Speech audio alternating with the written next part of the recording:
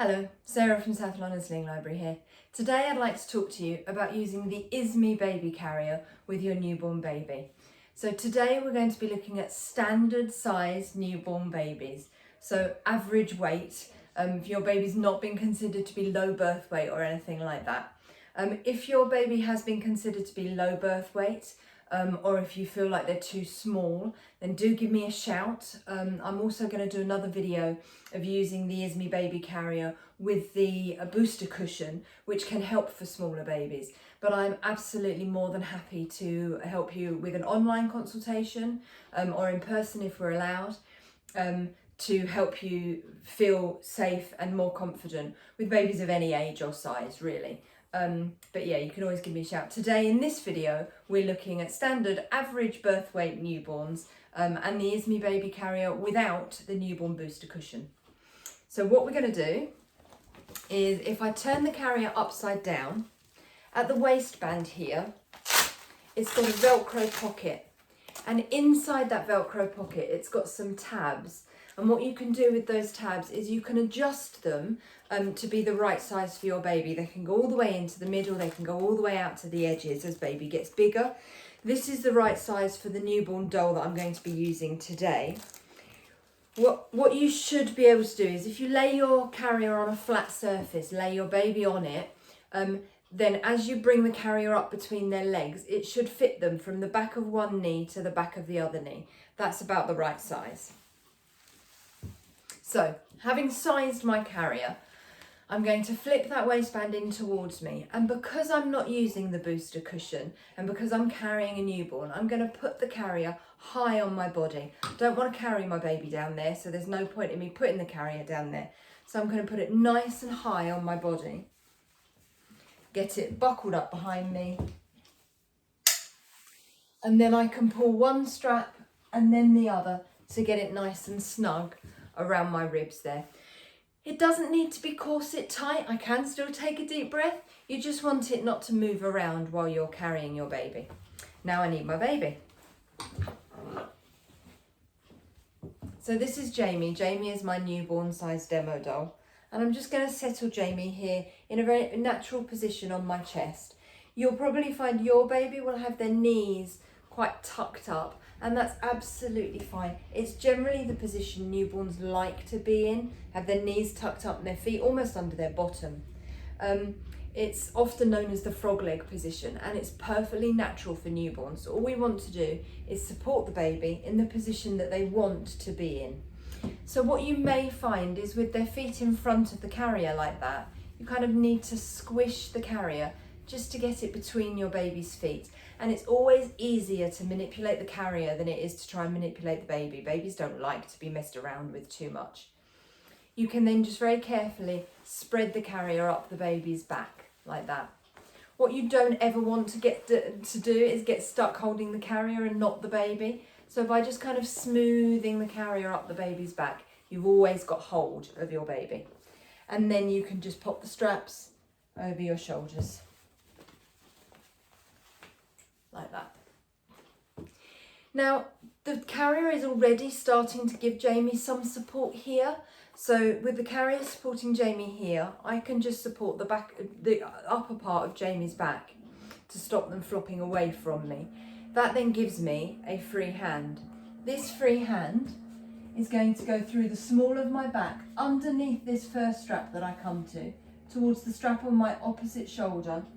And I'm just going to pull down to the floor first. By pulling down to the floor, what that does is it anchors this strap on the bony part of my shoulder out here. I don't want it riding into my neck muscles. So pull to the floor first, then bring that strap low around my body to the buckle on the side here. I can then plug it in. I can use that black strap to pull backwards. And then this shorter strap on my carrier, it's grey because my carrier is grey.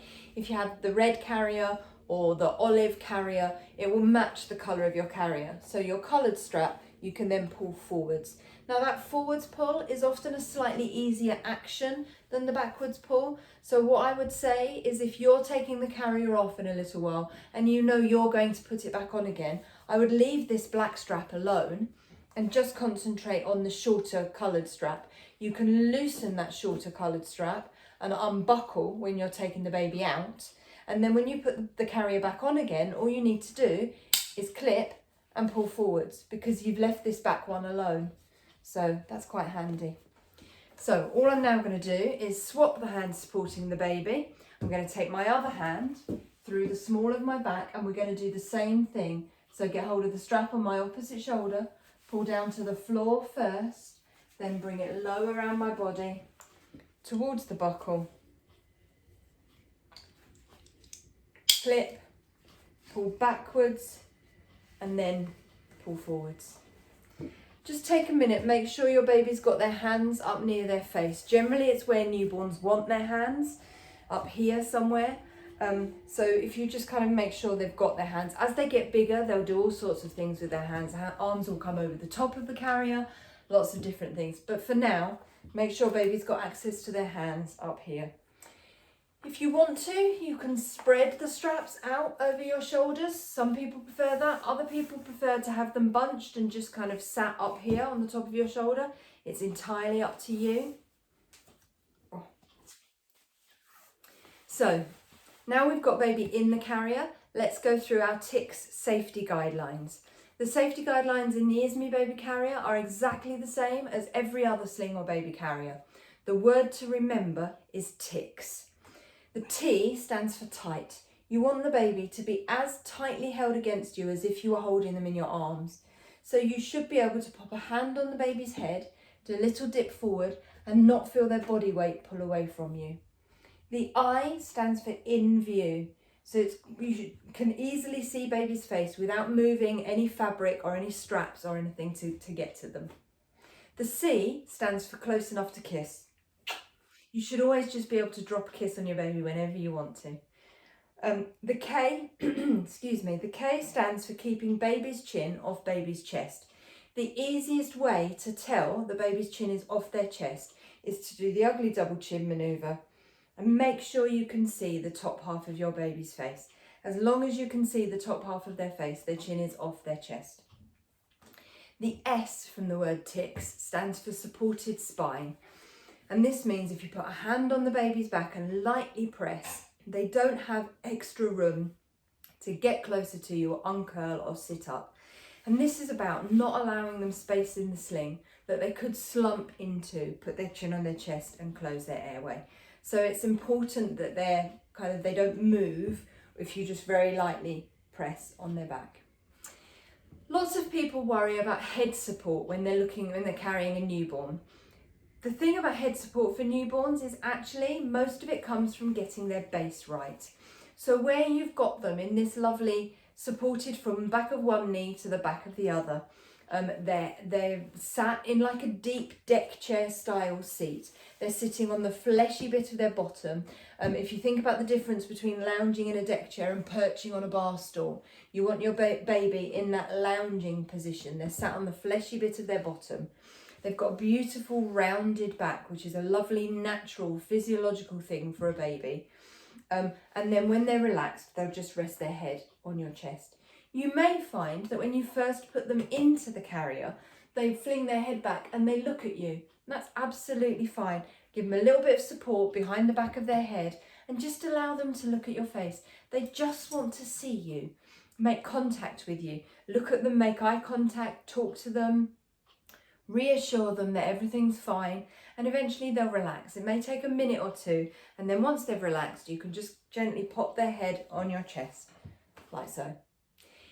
If you need to bend down to do things, for example, we have a dog, so if I'm out walking the dog and I need to deal with the inevitable mess on the pavement, I may need both hands, and I may not have a hand free to support my baby's head as I bend down.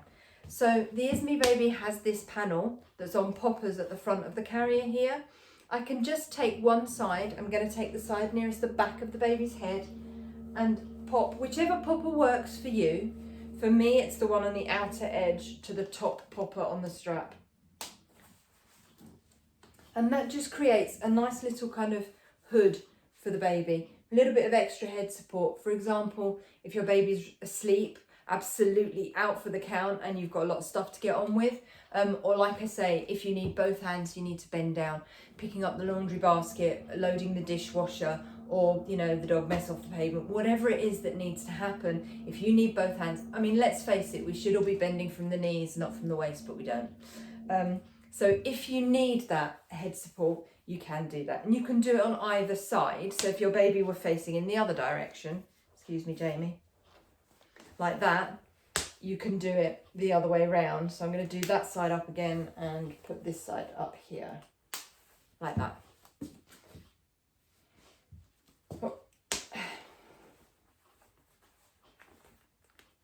There we go. To take the baby out, all I'm going to do is support my baby's weight. I'm going to unclip there, swap hands, unclip there, and then I can start to take the carrier down and support my baby. If you are not taking the carrier off completely, for example, you just need to change the baby's nappy and you're going to go out, you want to put them back into the sling, you want to be aware that these straps are hanging down in front of you and they could be a trip hazard. So what I would do is just catch those buckles and tuck them into the waistband. And by doing that, it's up off the floor. It's not going to cause me to trip over and injure myself or my baby. I can then walk around with it around my waist and put the baby back in when I need to. If you'd like to borrow an Izmi Baby or book an online or in-person consultation, you can do that at our website, which is southlondonslings.co.uk. I hope that helps, and I'll see you soon. Bye.